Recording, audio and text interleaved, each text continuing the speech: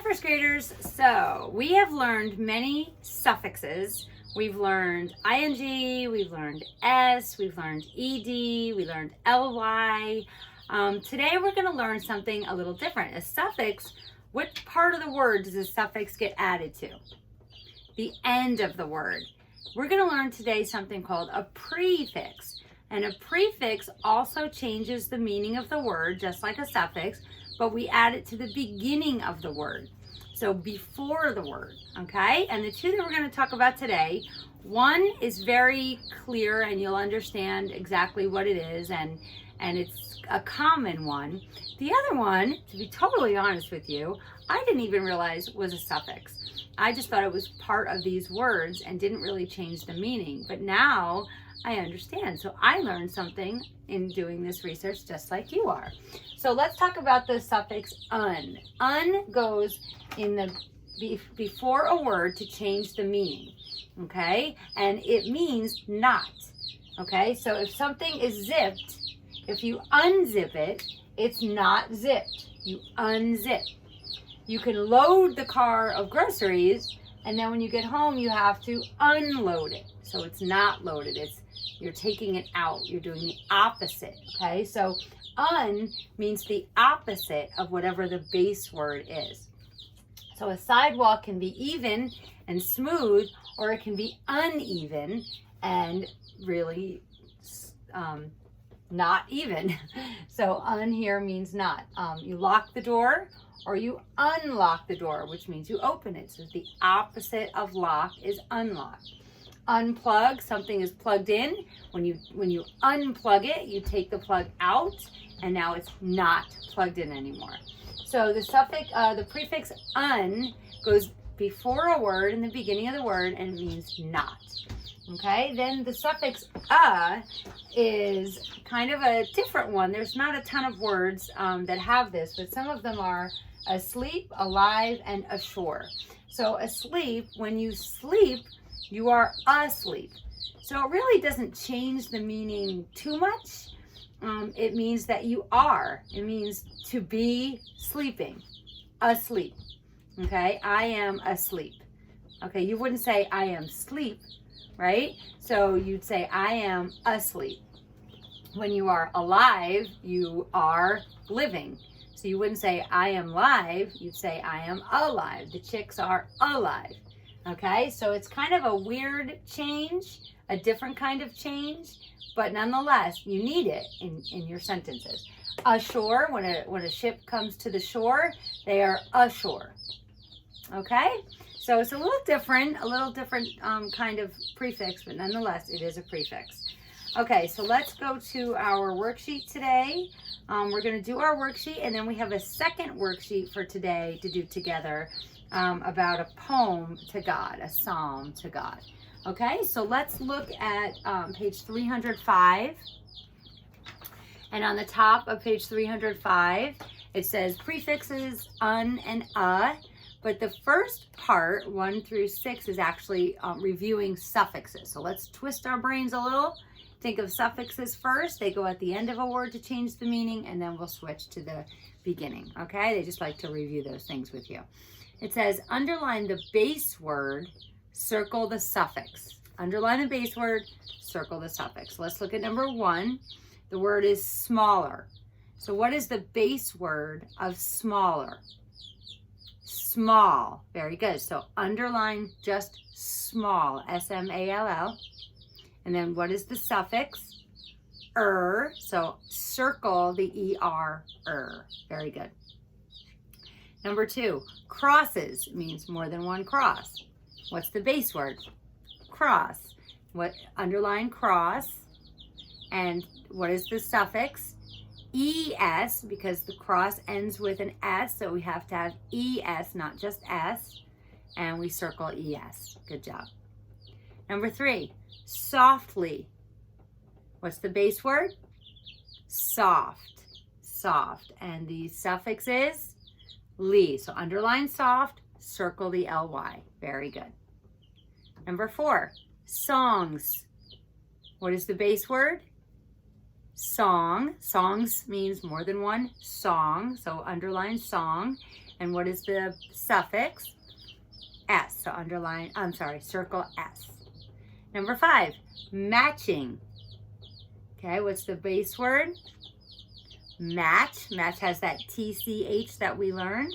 So underline that, M-A-T-C-H. And circle the suffix, I-N-G. And the last one, patched. Okay, it's patch is the base word, underline patch, and then the suffix is ed. So circle the ed. Very good. Okay, the next part says write the word that completes each sentence. So they're giving us 4 words with prefixes, un and just like we just learned. And you have to fill them in the sentences that they belong in. Okay, so we have 4 words. Let's read them together.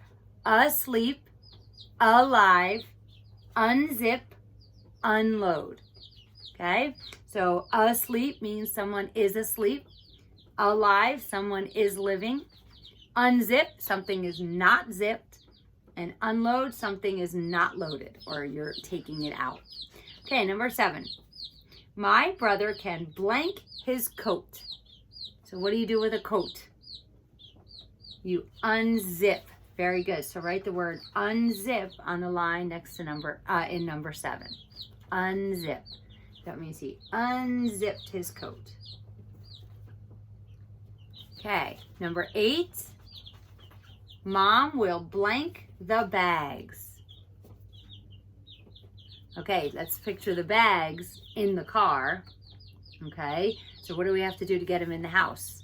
We have to unload the car, the bags, right? So Mom will unload the bags. Okay, good job. Number 9, if I'm going too fast, just pause so you can write the word. Number 9, is the plant blank? Well, this is a question I ask all the time because I do not have a green thumb and plants seem to die around me. So I might say, is the plant alive? And the answer is usually no. So write the word alive in number 9.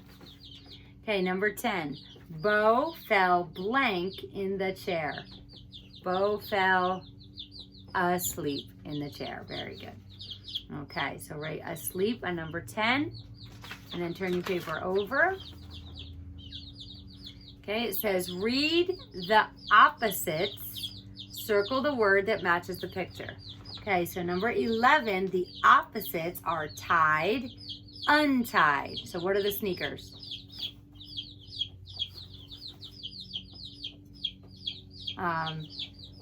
The sneakers are untied. Very good. Okay, number 12. Ripe, unripe. Ripe, unripe. What is that banana? That banana is ripe. So circle the word ripe. Very good. Uh-oh. Look at this little boy. He kind of looks like Miles, doesn't he? Miles in preschool. Mrs. Wilson's grandson. And is Miles happy or unhappy in this picture?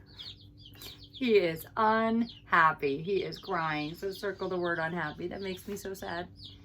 Okay, then the next one. Buckle or unbuckle. What are they doing in this picture? Well, they're not pressing the button. That's how you unbuckle. So they must be buckling. Good. So circle buckle. Okay. Excuse me. Very good.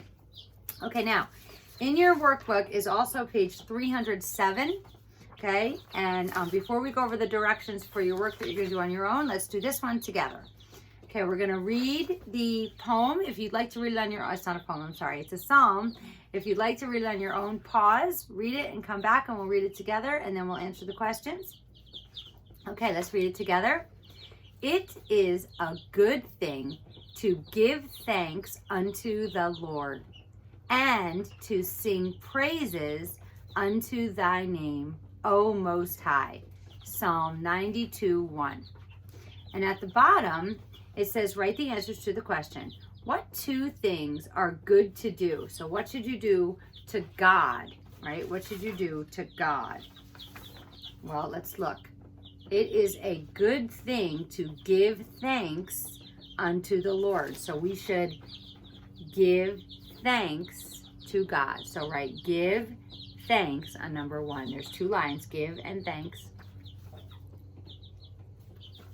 Give thanks. If you're not sure how to spell it, right up here, give thanks, right there.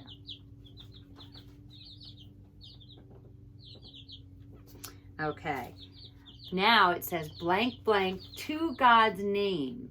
And then the next part says, and to sing praises unto thy name. So what should we do to God's name? Sing praises. Very good. Sing praises. And the words are right here if you want to underline them so you can see them better when you copy them. Sing praises.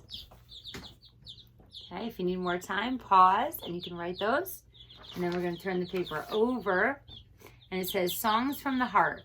It's called Jesus Loves Even Me, Philip P. Bliss. Okay, we're going to read this and then answer the question at the bottom together. It says, I am so glad that my Father in heaven tells of his love in the book he has given. Wonderful things in the Bible I see. This is the dearest, that Jesus loves me.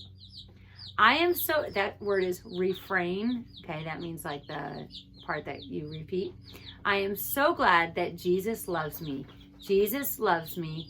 Jesus loves me. I am so glad that Jesus loves me. Jesus loves even me. So what is Mr. Bliss, the person who wrote this, thankful for? Say your answer and pretend I can hear you. Good job. Good job. He is thankful that Jesus loves him, right? So you can write that on the line. He's thankful that Jesus loves him. Okay.